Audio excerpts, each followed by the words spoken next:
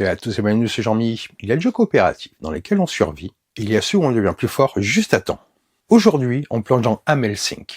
Imagine une petite ville, mode canyon, une menace qui approche, des araignées qui envahissent les rues, les toits, les laboratoires secrets, et une équipe de héros pas tout à fait comme les autres. Un chasseur de vampires porcins un peu dépassé, un ninja arboricole, un loup-garou, rapide comme l'éclair, et un vampire étonnamment bienveillant. Bienvenue dans un univers décalé, coloré, mais stratégiquement très intéressant. Amelsink est un jeu coopératif pour 1 à 4 joueurs, avec des parties de 60 à 90 minutes, à partir de 10 ans. Le jeu est imaginé par Justin DeWitt, édité par Fireside Games, et illustré par Rich Meyer. Et si visuellement, le jeu reprend le style graphique, très expressif de la nouvelle graphique dont il est inspiré, mécaniquement, on est sur une construction très moderne et structurée. Ici, vous avez 5 manches. 5 manches pour progresser, 5 manches pour renforcer vos compétences, 5 manches pour transformer un petit deck fragile en machine efficace, 5 manches pour vous préparer à un affrontement final, parce que le vilain avance. Et s'il atteint le mode canyon, avant que vous soyez prêt, la partie s'arrête. Ce que j'aime particulièrement dans l'approche du jeu, c'est cette sensation de monter en puissance sous pression. Au début, vous êtes vulnérable. Les minions apparaissent rapidement, des lieux du plateau peuvent être perdus, les Spider-Nest transforment le terrain. Et pourtant, tour après tour, vous devenez de plus en plus efficace. Vos compétences se max, vos cartes s'améliorent, et vos actions s'optimisent. C'est une course, mais une course intelligente. Ce n'est pas un jeu coopératif chaotique. C'est un coopératif très structuré. Chaque tour suit un ordre clair, chaque phase a un rôle précis. Chaque décision de placement influence la manche suivante. Le plateau se dégrade au fur et à mesure de la partie, il devient de plus en plus compliqué pour vous. Et derrière son apparence accessible, Amelsink propose un vrai travail d'équipe. Faut discuter, planifier, coordonner, choisir ou terminer son tour, décider quand investir au marché, déterminer qui va encaisser les murs mordants, et surtout quand affronter le boss final. Ce n'est pas un jeu qui se joue en pilote automatique, c'est un jeu qui se construit. Si vous aimez les coopératifs stratégiques, les dev crafting intelligents, et les jeux où la pression ne retombe jamais vraiment, vous devriez rester jusqu'au bout. Bienvenue à Mode Canyon. Allez, on va voir comment ça se passe. Et maintenant que tout est en place, dans cette vidéo, on va décortiquer Amelsink en profondeur. On va commencer par voir comment le jeu s'installe, comment il structure ses manches, et pourquoi se monter en puissance est au cœur de l'expérience. Ensuite, on détaillera les mécaniques principales, le système de cartes, la progression des compétences, la gestion du plateau, et évidemment, le rôle du vilain. On prendra le temps aussi d'analyser ce qui fait l'attention du jeu, ce qui fonctionne particulièrement bien autour de la table, et comment la coopération s'organise concrètement en cours de partie. Puis on parlera rejouabilité, mode solo et pour quel type de joueur ce jeu est réellement fait. Et enfin, je vous donnerai mon avis complet, après plusieurs parties, pour savoir si Amelsink mérite sa place dans votre ludothèque. Installez-vous confortablement, on entre dans l'arène. Amelsink est un jeu coopératif d'aventure et de construction de deck, basé sur le roman graphique à succès. Dans ce jeu, vous incarnez l'un des 4 héros. Votre objectif est simple, devenir assez puissant pour vaincre le vilain avant qu'il n'atteigne et ne détruise la ville de Mud Canyon. La partie dure 5 manches. Vous avez donc 5 manches pour monter en puissance. Pendant ce temps, les minions araignées envahissent les différents lieux du plateau. Les héros disponibles sont Amelsink, le cochon chasseur de vampires malgré lui, Ronin, le cochon arbre aux compétences de ninja, Lobos, le loup-garou rapide, et Malcolm, le sanglier vampire amical.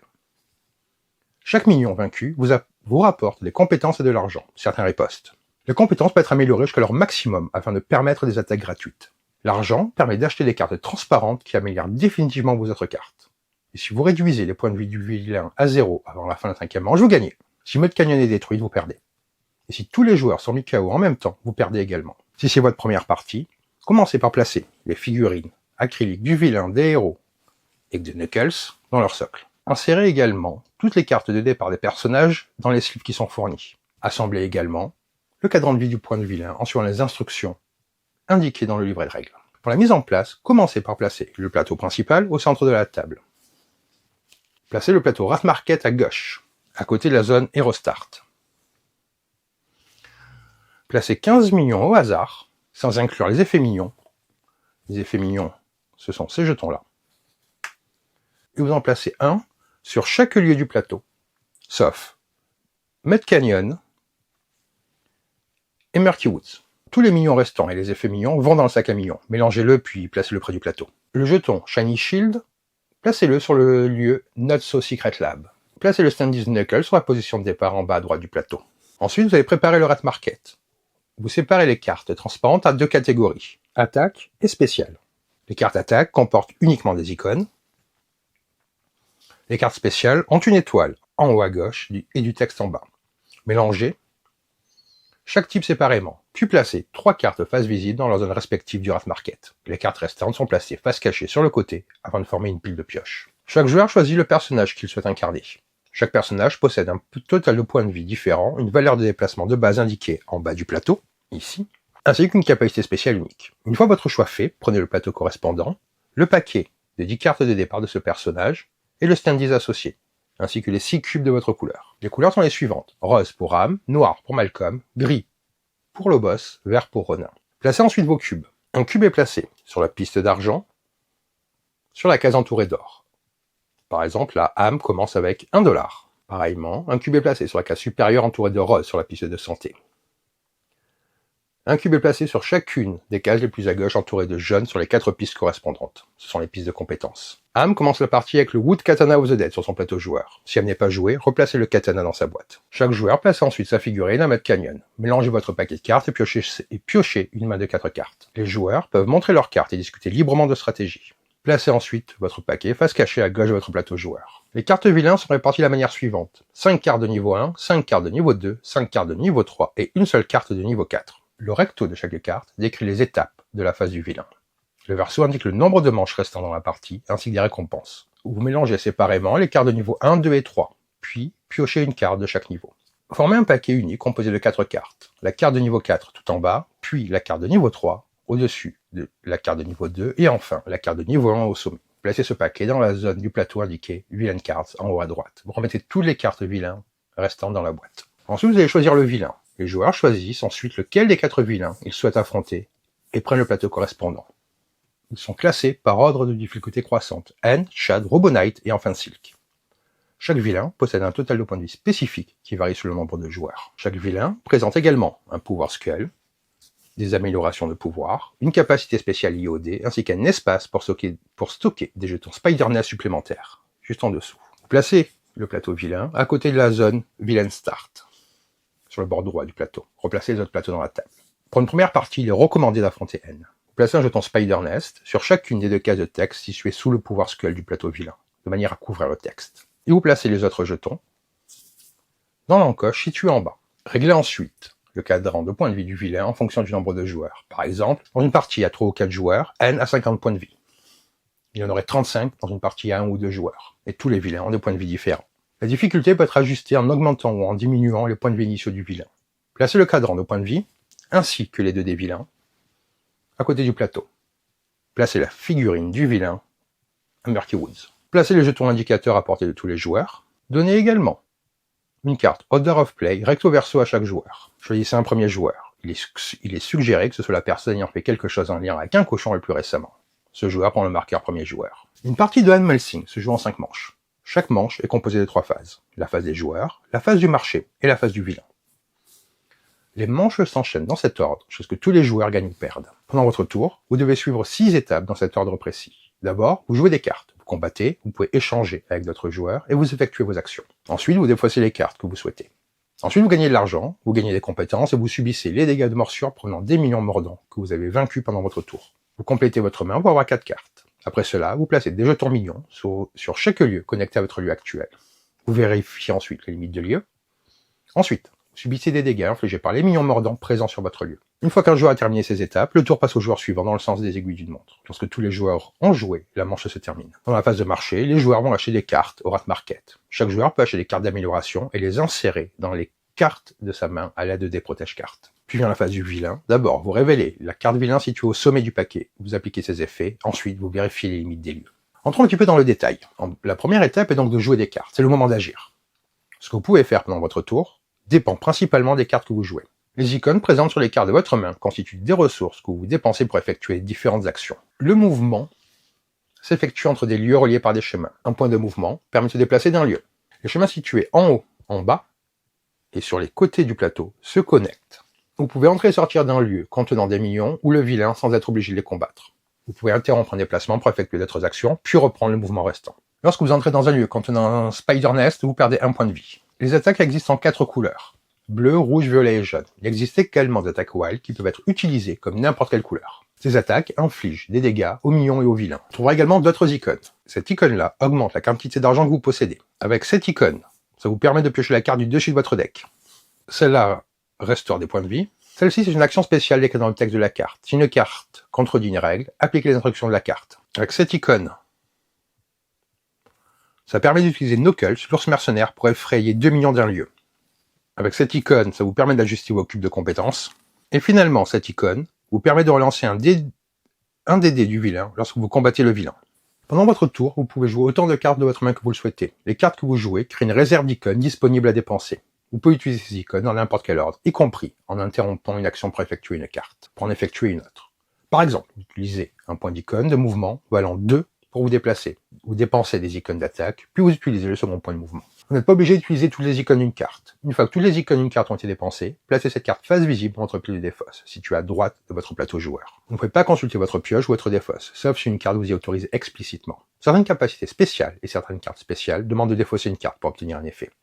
Une carte unique doit être défaussée pour chaque effet activé. Il n'est pas possible de défausser une seule carte pour activer plusieurs effets. En plus des actions obtenues grâce aux cartes, certaines actions peuvent être effectuées sans en jouer. Vous allez pouvoir utiliser votre mouvement de base. Vous possédez une valeur de mouvement qui est indiquée sur votre plateau joueur. Ce déplacement peut être utilisé une fois par tour. Vous pouvez utiliser le pouvoir d'un lieu. 5 lieux du plateau possèdent un pouvoir unique. Si un de vos personnages se trouve sur l'un de ces lieux, vous pouvez utiliser son pouvoir une seule fois. Au Swamp Polize, vous pouvez immédiatement acheter une carte d'amélioration au marché avec une réduction de 1$, puis l'insérer dans une carte de votre main. Même si vous avez déjà utilisé certaines de ces icônes, il n'y a pas de coût minimum. Notes au Secret Lab. Vous pouvez récupérer le Shiny Shield et le placer sur l'emplacement indiqué de votre plateau. Après avoir bloqué un point de dégâts provenant d'un minion ou du vilain, le Shiny Shield retourne à son emplacement. Au Tripic Village, vous pouvez ajuster vos compétences en diminuant une compétence de 1 pour en augmenter une note de 1. Et vous pouvez répéter cette action autant de fois que vous le souhaitez, tant que vous restez sur le lieu. À Croclo Lama, vous pouvez défausser une carte de votre main pour piocher les 2 cartes du dessus de votre deck et les ajouter à votre main. À Tree of Anelsy Snack, vous pouvez défausser une carte de votre main pour utiliser Knuckles. Il est possible d'utiliser plusieurs pouvoirs de lieu au cours d'un même tour. Vous pouvez utiliser un pouvoir de lieu même si des minions s'y trouvent, mais pas si le vilain est présent sur ce lieu. Si pendant votre tour, vous vous trouvez sur le même lieu qu'un autre personnage, vous pouvez échanger avec lui. Un échange peut être un échange réciproque ou un simple don. Vous ne pouvez effectuer qu'un seul échange avec un seul personnage pendant votre tour. Vous pouvez échanger le Shiny Shield, une carte de votre main, le Wood Katana of the Dead ou n'importe quelle somme d'argent. Vous ne pouvez pas échanger de compétences ni de points de vie. Une carte échangée reste dans la main du joueur qui l'a reçue jusqu'à ce qu'elle soit échangée à nouveau. Si vous êtes, encore une fois, sur le même lieu qu'un personnage Mikao, vous pouvez le réanimer en défaussant une carte. Un personnage peut également se réanimer lui-même en réduisant chacune de ses compétences de 1. Am, Malcolm et Ronin peuvent défausser une carte de leur main pour activer leur capacité spéciale. La capacité de Lobos fonctionne différemment. Elle peut être utilisée chaque fois qu'il se déplace en défausser de carte. Les autres personnages peuvent se déplacer avec Lobos aussi loin qu'ils le souhaitent. Le Wood Katana of the Dead peut être utilisé qu'une seule fois par partie. Il permet d'ajouter 4 points de dégâts lors d'une attaque. Ces dégâts sont incolores, ils ne sont donc pas bloqués par l'idée du vilain. Ils peuvent toutefois être réduits par le pouvoir de Robonite. Vous pouvez répartir ces 4 points de dégâts entre plusieurs ennemis. Après utilisation, replacez-les dans la boîte. Le combat est au cœur du jeu. Vous dépensez vos icônes d'attaque colorées pour affronter les minions, et plus tard le vilain. Lorsque vous serez prêt à combattre le vilain, des règles spécifiques s'appliqueront. Ici, nous allons nous concentrer d'abord sur les minions. Pour combattre un minion, vous devez vous trouver sur le même lieu que lui, sauf si une carte indique le contraire. Vous dépensez des icônes d'attaque colorées correspondant exactement aux couleurs du minion pour le vaincre. Un minion avec une seule couleur nécessite une icône de cette couleur. Un minion à 2 couleurs nécessite les 2 couleurs correspondantes. Chaque couleur peut être jouée à des moments différents pendant votre tour. Si un minion à 2 couleurs n'est que partiellement endommagé, il revient à pleine vie à la fin de votre tour. Les dégâts ne sont pas conservés d'un tour sur l'autre. Une icône Wild ne compte que pour une seule couleur, même contre un minion à 2 couleurs. Lorsque vous avez amélioré une compétence jusqu'à son maximum, vous pouvez l'utiliser comme une attaque gratuite dans cette couleur. Je reviendrai dans un petit instant. Quand vous vainquez un minion, retirez-le du plateau et placez-le près de votre plateau joueur. Il vous rapportera des compétences et de l'argent lors de l'étape suivante. Il existe 2 types de minions, normaux et mordants. Les minions normaux apparaissent simplement comme des araignées. Les mordants ont une bordure épineuse et montrent leurs dents acérées. Les minions normaux ne ripostent pas. Les minions mordants, eux, infligent des dégâts pendant l'étape de gain. Il faut en tenir compte lorsque vous planifiez vos attaques. Vous ne subissez pas de dégâts d'un minion mordant si vous le vainquez à distance, par exemple grâce à certaines capacités ou cartes. Lorsque vous avez terminé toutes vos actions, l'étape jouer des cartes se termine. Si vous avez utilisé certaines icônes d'une carte, mais pas toutes, vous devez la défausser maintenant. Si aucune icône de carte n'a été utilisée, vous pouvez choisir de la conserver ou de la défausser. Vous ne piochez pas encore, la pioche aura lieu plus tard. Vaincre un minion ou l'effrayer sont 2 choses différentes. Vous vainquez un minion en faisant correspondre vos icônes d'attaque à ses couleurs. Vous gagnez alors de l'argent, des compétences, et vous subissez les dégâts des minions mordants. Effrayer un minion consiste à le retirer du plateau grâce à Knuckles ou à certaines cartes spéciales. Dans ce cas, le minion est placé dans une pile de défausse. Vous ne gagnez ni argent ni compétences et vous ne subissez aucun dégât. Certaines cartes peuvent modifier cette règle et accorder des compétences lorsque vous effrayez un minion. Passons maintenant à l'étape suivante qui est gagner de l'argent, des compétences et subir les morsures. Les minions vaincus donnent droit à une récompense. Vous gagnez de l'argent et améliorez vos compétences pour chaque minion que vous avez vaincu. Vous gagnez 1 dollar pour chaque minion à une couleur. Vous gagnez 2 dollars pour chaque minion à 2 couleurs. Pour chaque couleur présente sur un minion vaincu, vous avancez le cube correspondant d'une case vers la droite sur votre piste de compétences. Un minion à 2 couleurs vous fait donc avancer de 2 cases. Ensuite, vous subissez les dégâts infligés pour chaque minion mordant que vous avez vaincu. Pour chaque couleur présente sur un minion mordant vaincu, descendez votre cube santé d'une case. Donc là, je perdrai 2 par exemple. Si votre santé est 0, votre personnage est KO. Les minions vaincus sont ensuite défaussés définitivement et ne retournent pas dans le sac. Lorsqu'un cube de compétences atteint la dernière case, la plus à droite de la piste, la compétence est améliorée au maximum. Tant qu'une compétence n'est pas améliorée au maximum, elle ne procure aucun avantage. Une fois améliorée, vous pouvez effectuer une attaque de 7 couleurs, une fois par tour, sans jouer de carte. Cette attaque peut s'ajouter à celle obtenue grâce à des cartes. Cette compétence reste active tant que vous ne perdez pas ce niveau. Une compétence ne peut pas dépasser son maximum, elle ne peut pas non plus descendre en dessous de son maximum. Ensuite, vous piochez des cartes de votre deck jusqu'à en avoir 4 en main. Si votre personnage se trouve sur un lieu avec au moins un autre personnage, vous pouvez piocher une carte supplémentaire pour un total de 5 cartes. Peu importe le nombre de personnages présents sur ce lieu, vous ne piochez qu'une seule carte supplémentaire. Knuckles et le vilain ne sont pas considérés comme des personnages. Si votre deck est épuisé, mélangez votre pile de défausse pour former un nouveau deck face cachée. Maintenant, il est temps d'ajouter des jetons mignons. Piochez des jetons mignons au hasard dans le sac et vous en placez un sur chaque lieu connecté où se trouve votre personnage. Suivez les chemins, y compris ceux qui traversent le plateau par les bords, afin de couvrir tous les lieux connectés. Aucun jeton ne peut être placé là où se trouve Knuckles. Si par exemple, il est là, vous ne placerez pas de jetons supplémentaires. Une fois tous les jetons placés, appliquez les effets des jetons mignons qui ont été tirés, puis défaussez-les. Lorsque le sac est vide, récupérez tous les jetons mignons et effets mignons défaussés et remettez-les dans le sac, puis mélangez-les. Il existe 9 jetons mignons. Chacun déclenche un effet particulier. Après avoir placé tous les jetons mignons, résolvez les effets mignons tirés, puis défaussez-les. Essayez de les résoudre dans l'ordre où ils ont été piochés. Voici les effets possibles. Tous les personnages perdent 1 dollar. Tous les personnages réduisent de 1 une compétence de leur choix sur leur piste. Une compétence ne peut pas descendre en dessous de son minimum. Tous les personnages doivent couvrir une icône sur une carte de leur main. Utilisez un jeton indicateur avec la face X visible. Ce sont ces jetons-là. L'icône couverte ne peut pas être utilisée lorsque la carte est jouée. Une carte avec une icône couverte peut toujours être défaussée pour déclencher un effet de défausse. Tous les personnages situés sur un lieu contenant 2 millions ou plus perdent un point de vie. Ajoutez 1 million à tous les lieux contenant exactement 2 millions. Les jetons effets ne comptent pas comme des millions. Comme ceci ou comme cela. Ou encore comme cela et comme cela. Tous les millions, contre la couleur indiquée, se déplacent vers les personnages situés sur des lieux connectés. Si un minion peut se déplacer vers plusieurs lieux pour atteindre un personnage, les joueurs choisissent le lieu. N'oubliez pas de vérifier les chemins qui traversent le plateau, par le haut, le bas et les côtés. Les minions situés à plus d'une connexion d'un personnage ne se déplacent pas. Les minions déjà sur un lieu contenant un personnage ne se déplacent pas vers un autre. Les minions situés sur le même lieu que le vilain se déplacent. Les minions ne peuvent pas entrer sur un lieu où se trouve Knuckles. Ensuite, vous allez vérifier les limites de lieu. Chaque lieu possède une limite de minions. Cette limite est indiquée à côté du nom du lieu. Si le nombre total de minions présents sur un lieu dépasse la limite, ce lieu est perdu pour le reste de la partie. La limite dépend du nombre total de minions et non du nombre de couleurs. Les jetons effets et le vilain ne comptent pas dans cette limite. Si un ou plusieurs lieux dépassent leur limite, il se passe quelque chose que je vais pas tarder à aborder. Si un lieu dépasse la limite de minions, il est immédiatement perdu. Lorsque cela arrive, appliquez les étapes suivantes. D'abord, tous les personnages présents sur ce lieu perdent 1 point de vie et sont immédiatement déplacés vers le Cavern of Sarcastic Echoes, qui est ici. Si celui est lui-même perdu, les personnages perdent 1 point de vie lorsqu'ils y sont déplacés. Ensuite, vous retirez le jeton Spider Nest situé au sommet du plateau vilain et vous le placez sur le lieu perdu. On va dire comme ceci, par exemple.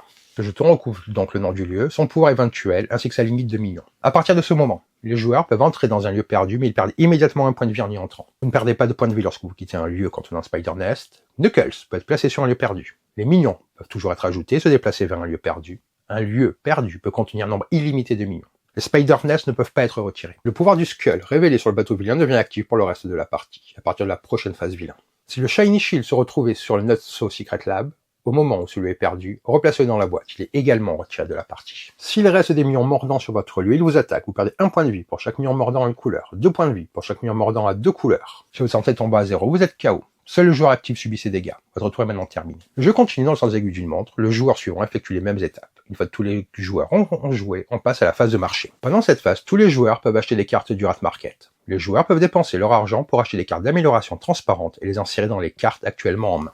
Je vais quand même vous montrer ce que c'est vraiment un des selles du jeu. Je reviendrai plus en détail, mais si vous achetez cette carte,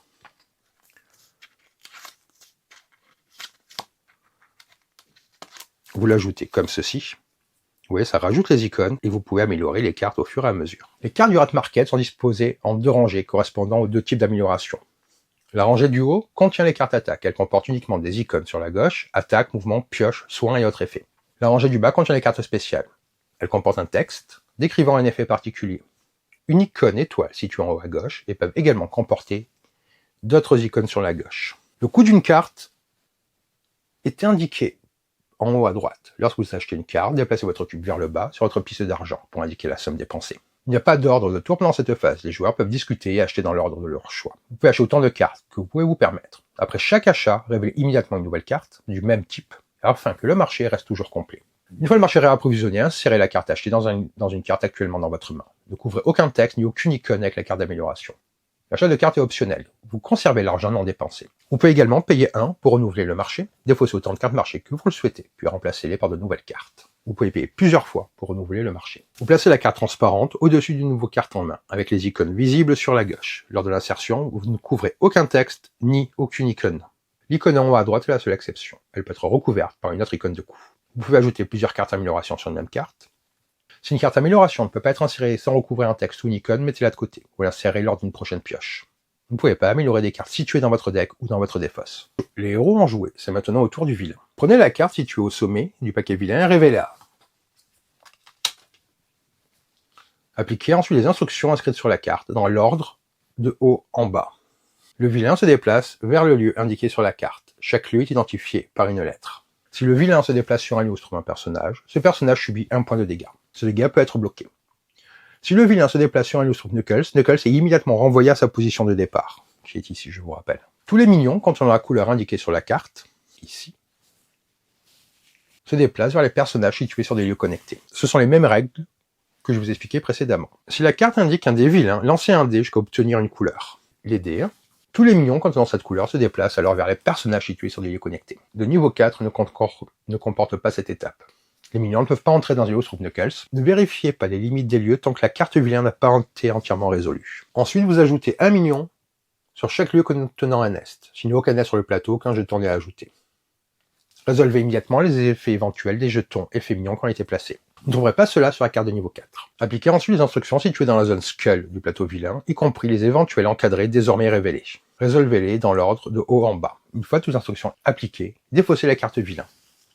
L'emplacement du paquet vilain sur le plateau affiche Last Round à un moment donné pour rappeler qu'il ne reste plus qu'une dernière manche pour affronter le vilain à Mud Canyon. Après l'action du vilain, vérifiez si ces lieux dépassent leur limite de minions. Si c'est le cas, appliquez exactement la même procédure que lors de la perte d'un lieu. Si aucune condition de fin de partie n'est remplie, nouvelle manche commence. Le joueur possédant le marqueur premier joueur débute la manche suivante. Le premier joueur ne change pas pendant la partie. La partie se termine immédiatement si l'une des 4 conditions suivantes est remplie. Si les points du vilain tombent à 0, si au moins un joueur n'est pas KO, les autres joueurs gagnent et la partie s'arrête. Si tous les joueurs sont KO, les joueurs perdent. En cas d'égalité, le mal l'emporte. Si le vilain détruit Mud Canyon, lorsque le vilain atteint Mud Canyon, les joueurs disposent d'une seule manche pour le vaincre. Si après le combat, Mud Canyon, le vilain possède encore des points de vie, les joueurs perdent. Si Mud Canyon dépasse sa limite de 8 millions et est perdu, les joueurs perdent immédiatement. Si tous les joueurs sont KO en même temps, les joueurs perdent. Contrairement aux millions, le vilain ne demande pas de couleur spécifique pour être attaqué. Il possède un total de points de vie que vous devez réduire à 0. Lors du combat, le vilain lance les dés pour répondre à vos attaques. Il peut bloquer certaines couleurs, contre-attaquer ou activer des capacités spéciales. Pour attaquer le vilain, vous devez être sur le même lieu que lui, sauf l'indication contraire d'une carte. S'il a des minions dans le même lieu que le vilain, vous n'êtes pas obligé de les combattre avant de l'attaquer. Pour le combat, vous allez faire comme ceci. Vous choisissez les icônes et les attaques de compétences que vous voulez utiliser. Déclarez la couleur de toutes les attaques wild que vous utilisez. Vous pouvez utiliser les jetons indicateurs pour suivre les icônes dépensées. Lancez les 2 dés vilains et appliquez les résultats. Un résultat de couleur bloque toutes les attaques effectuées de cette couleur. Ces attaques sont annulées et ne peuvent pas être réutilisées ce tour-ci. Un résultat de dégâts inflige des dégâts à votre personnage. Descendez votre cube de santé du nombre indiqué. Vous ne pouvez pas vous déplacer pour éviter ces dégâts. Un résultat avec l'icône spéciale active le pouvoir correspondant du vilain, tel qu'indiqué sur son plateau. Si vous dépensez une icône de relance, vous pouvez relancer les 2 dés du vilain et choisir de conserver le premier ou le second résultat. Réduisez le total de points de vie du vilain du nombre d'attaques non bloquées. Tous les dégâts infligés par le personnage et par le vilain sont appliqués simultanément. Les dégâts sont résolus, même si les points de vie du personnage ou du vilain tombent à 0. Ensuite, une phase de récompense. Après un combat contre le vilain, au niveau 1 et 3, vous obtenez des récompenses. pour chaque attaque colorée non bloquée, y compris les wilds déclarés comme une couleur. Vous obtenez une récompense par couleur ayant réussi au moins une attaque. La récompense correspondant à chaque couleur est indiquée au dos de la carte vilain située au sommet du paquet. Un joueur ne peut recevoir chaque récompense qu'une seule fois, même s'il a réussi plusieurs attaques de la même couleur. Vous allez retirer du plateau un nombre indiqué de minions à une ou deux couleurs, concernant la couleur montrée. Vous choisissez quel minion retirer. Vous ne gagnez ni l'argent ni la compétence pour ces minions. Vous gagnez des points de vie égaux au nombre indiqué. Si vous êtes KO, vous ne gagnez aucun point de vie. Vous pouvez augmenter vos compétences du nombre indiqué, et vous gagnez l'argent du nombre indiqué. Vous n'en recevez pas de récompense du vilain lors de la dernière manche. Une fois les combats résolus, si vous n'êtes pas KO, vous pouvez continuer à jouer des cartes. Les jetons indicateurs servent à suivre des icônes utilisées. Lorsqu'une icône est dépensée, mais qu'une carte comporte encore d'autres icônes, couvrez-la avec la face X d'un jeton. Dans une attaque wild, déclarez la couleur en couvrant l'icône wild avec la face colorée correspondant au jeton indicateur. Knuckles est un autre mercenaire que les joueurs utilisent pour retirer des minions du plateau. Lorsque vous utilisez Knuckles, que ce soit grâce à une icône, un effet de carte ou un pouvoir, vous devez le déplacer vers n'importe quel lieu. Il peut être placé sur un lieu contenant Spider Nest. Par contre, il ne peut pas être placé sur le même lieu que le vilain, sauf si une carte l'autorise. Lorsqu'il arrive sur un lieu, il effraie 2 minions. Retirez 2 minions de votre choix de ce lieu, y compris des minions à 2 couleurs, puis défaussez-les. Vous ne gagnez ni argent ni récompense. S'il reste encore des minions après cela, il retourne sur sa position de départ. Aucun jeton ne peut être ajouté sur le lieu où il se trouve. Les minions ne peuvent pas se déplacer vers le lieu où il se trouve. Si un vilain se déplace sur le lieu où il se trouve, celui-ci retourne à sa position de départ. Si la santé de votre personnage tombe à 0, vous êtes mis KO. Vous couchez votre figurine sur le côté pour l'indiquer. Si vous êtes KO pendant un combat, vous terminez les 6 étapes de votre tour.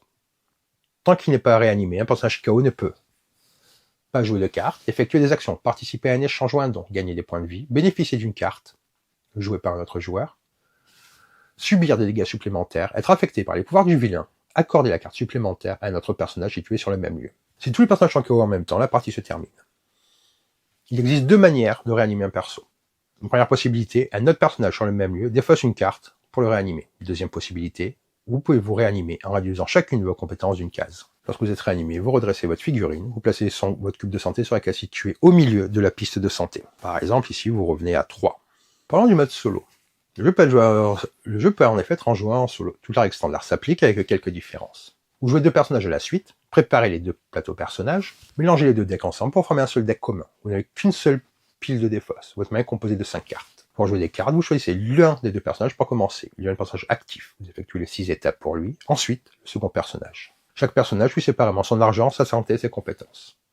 Chaque personnage peut utiliser sa propre capacité spéciale et son propre déplacement de base pendant son tour. Vous pouvez changer l'argent, le shiny shield, mais pas les cartes, vous avez une main commune. Toute carte qui accorde un bénéfice à notre personnage l'accorde à votre second. Chaque personnage gagne de l'argent, des compétences, et subit les dégâts de morsure uniquement pour les minions qu'il a vaincus pendant son propre tour. L'argent n'est pas en commun, chaque personnage achète des cartes avec son propre argent. Par contre, une carte achetée peut être insérée dans n'importe quelle carte de votre main, quel que soit le personnage qui l'a acheté. Il y a également quelques règles alternatives. Une version simplifiée adaptée aux joueurs les plus jeunes, pour une partie plus rapide. Vous pouvez appliquer un ou plusieurs modifications, réduire les points de vie du vilain, retirer une partie ou la totalité des jetons effets mignons, ignorer les limites de lieu. Le vilain ne débloque aucun point supplémentaire. Retire entièrement le plateau vilain, le vilain n'a alors pas sa capacité spéciale ni son pouvoir. Pour des parties plus épiques, vous pouvez ajouter une carte vilain supplémentaire de niveau 1, 2 ou 3 lors de la mise en place. Vous pouvez aussi augmenter les points de vie de départ du vilain. Commencez la partie avec 1 ou 2 pouvoirs du vilain révélés. Les joueurs peuvent échanger, mais les dons gratuits ne sont pas autorisés. Knuckles ne peut pas entrer dans un lieu perdu, ce qui permet de moduler le jeu à votre guise. Avant de continuer, avant d'entrer dans le combat final et vous dire exactement ce que je pense du jeu, il y a une petite chose à faire. Si vous aimez les jeux coopératifs, où chaque décision compte, où la tension monte tour après tour, et où l'équipe doit vraiment réfléchir ensemble, alors vous êtes clairement au bon endroit. Alors rejoignez l'équipe, abonnez-vous à la chaîne pour ne pas manquer les prochaines analyses, les prochaines découvertes et les prochaines batailles ludiques. Laissez un like si vous appréciez le jeu, la montée en puissance est aussi satisfaisante que la victoire finale. Et surtout, dites-moi en commentaire, face à une invasion de minions, vous sécurisez le plateau d'abord ou vous préparez directement l'assaut contre le vilain? Votre stratégie m'intéresse. Allez, rassemblez vos cartes, ajustez vos compétences. On va maintenant parler de ce que vaut réellement Unmail Sing. Après plusieurs parties, ce que j'apprécie le plus, c'est la manière dont le jeu réussit à être à la fois très simple à faire tourner une fois lancé et très riche dans ce qu'il vous demande mentalement. Ce n'est pas un coopératif brouillon où vous subissez les événements, c'est un jeu qui vous place dans une course structurée avec une montée en puissance très tangible et une pression qui ne vient pas d'une punition gratuite, mais de la logique même du plateau. Concrètement, quand vous asseyez à la table, le ressenti de départ est très clair. Vous êtes un héros, oui, mais un héros qui n'est pas prêt. Les premières actions sont modestes. Vous jouez vos cartes en essayant de faire beaucoup avec peu. Et dès ce moment-là, Unmail Sing vous donne un plaisir immédiat, la sensation d'optimiser. Parce que votre tour, ce n'est pas je joue une carte, je fais un truc. C'est je joue plusieurs cartes, je crée une réserve d'icônes, je dépense ces icônes dans l'ordre qui m'arrange. Je coupe un mouvement pour frapper, je reprends le déplacement, je termine sur le bon lieu. C'est une petite chorégraphie.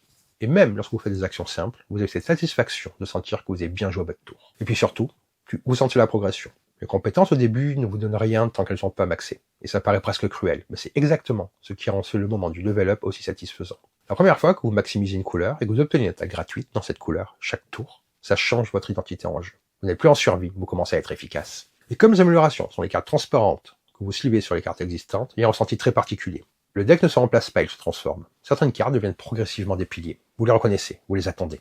Vous construisez autour d'elles. C'est une sensation très deck crafting moderne, très gratifiante. Ce que j'aime également, c'est que la tension n'est pas artificielle, elle est mécanique. On sait, la partie dure 5 manches. Vous savez que le vilain avance vers Mad Canyon. Vous savez que les minions se propagent. Et surtout, vous savez que la position à la fin du tour a des conséquences immédiates. Parce qu'à l'étape de placement des minions, vous allez ajouter un jeton sur chaque lieu connecté à votre lieu. Donc vous n'êtes pas dans un puzzle de comment je tape, vous êtes dans un puzzle où est-ce que je termine. Et ça, c'est un moteur de tension excellent. C'est une tension de choix. Vous vous demandez, est-ce que je finis sur un endroit central, pratique pour moi, mais avec plein de connexions? Donc je vais ajouter des minions partout. Ou est-ce que je finis sur un endroit plus safe, avec moins de connexions? Ce détail sur le papier a l'air banal.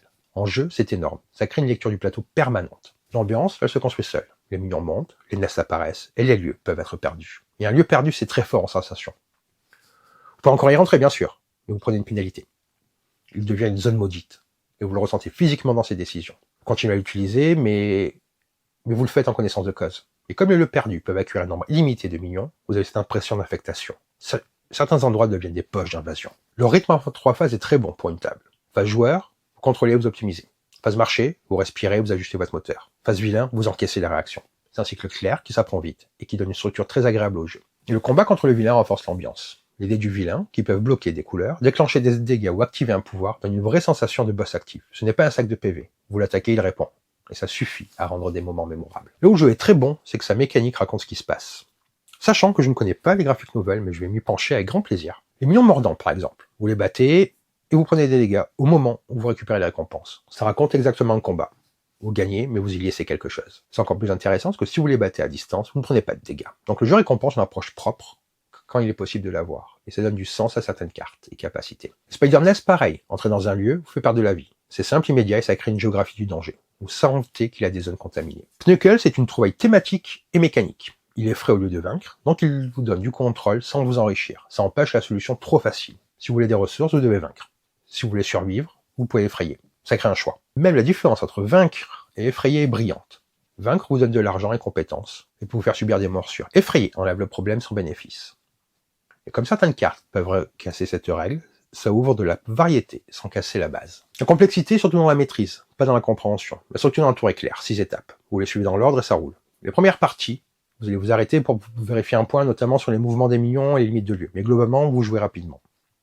La courbe d'apprentissage vient ensuite. Vous apprenez à anticiper les connexions, à choisir les fins de tour, à utiliser les pouvoirs au bon moment, à investir au marché de manière cohérente, et surtout à apprendre à gérer l'économie. L'argent n'est pas juste une ressource secondaire, c'est le carburant du deck. J'aime beaucoup le fait que le jeu donne de l'espace à la discussion. Les règles autorisent à montrer vos cartes par les stratégies. C'est un coopératif où la coordination est assurée. La jouabilité est solide parce qu'elle vient de plusieurs couches. D'abord, les vilains. Ils ne sont pas juste des PV différents, ils ont des pouvoirs skull, des pouvoirs qui se débloquent et des comportements qui changent. Vous n'avez pas la même pression selon le boss et ça renouvelle la partie. Ensuite, le marché. Les cartes disponibles influent votre deck crafting. Vous ne construisez pas la même machine si vous avez accès à certaines améliorations plutôt qu'à d'autres. Et comme vous slivez ce que vous avez en main, le timing devient un vrai mini-jeu. Vous devez acheter, mais aussi vous devez avoir la bonne carte en main pour l'améliorer. Enfin, le plateau. Les minions et les effets minions créent des situations différentes. Et les lieux perdus, une fois qu'ils arrivent, changent la cartographie de la partie. Vous n'avez pas exactement le même terrain d'une partie à l'autre. Le solo est une vraie bonne surprise, parce qu'il ne dénature pas le jeu. Vous jouez des personnages, un deck commun, une seule main de cartes. Ça vous force à réfléchir, comme en duo, mais dans votre tête. Et c'est élégant, parce que vous gardez l'esprit coopératif. Vous aidez l'autre, vous planifiez pour lui, vous répartissez les ressources. Chaque personnage garde ses propres pistes, ce qui est très satisfaisant. Donc vous ne jouez pas un personnage fusionné, vous jouez vraiment 2 profils avec une main partagée. Et ça crée une vraie profondeur de décision. Le marché reste intéressant aussi, l'argent n'est pas mutualisé, donc vous devez décider qui finance quoi. Bref, c'est un solo, c'est une expérience complète, pas un mode réduit. C'est un jeu parfait pour les joueurs qui aiment les coopératifs où on discute, où on planifie, où on optimise. Si vous aimez les jeux, où vous construisez un moteur, où vous sentez que les décisions vous rendent plus fort, vous allez vous régaler. Il fonctionne très bien avec des groupes qui aiment réfléchir ensemble, parce que les décisions de placement, de marché, de répartition du rôle créent naturellement des discussions utiles. Et comme le jeu est structuré, on n'est pas dans le chaos, on peut vraiment progresser. Il est aussi très intéressant si vous aimez les sensations de plateau qui évoluent. Les nests, les lieux perdus, la menace, tout ça donne un vrai relief. Au final, Amelsyng est un coopératif très réussi parce qu'il combine 3 choses qui ensemble font une excellente expérience. Une montée en puissance satisfaisante, une pression de plateau constante et une structure de tour très claire. Il vous donne le plaisir de construire votre deck sans vous noyer dans la complexité. Il vous donne la tension d'une course en 5 manches sans tomber dans l'arbitraire. Et il vous donne une vraie coopération basée sur des jeux de positionnement, d'économie et de timing. Si vous voulez un coopératif moderne, fluide, avec un vrai sentiment de progression et une menace qui reste au présent jusqu'au bout, Amelsyng fait exactement ce qu'il promet. Et il le fait très bien. Donc voilà pour cette vidéo, j'espère que ça vous a plu. Et sur ce, je vais vous dire bonne partie et bon jeu!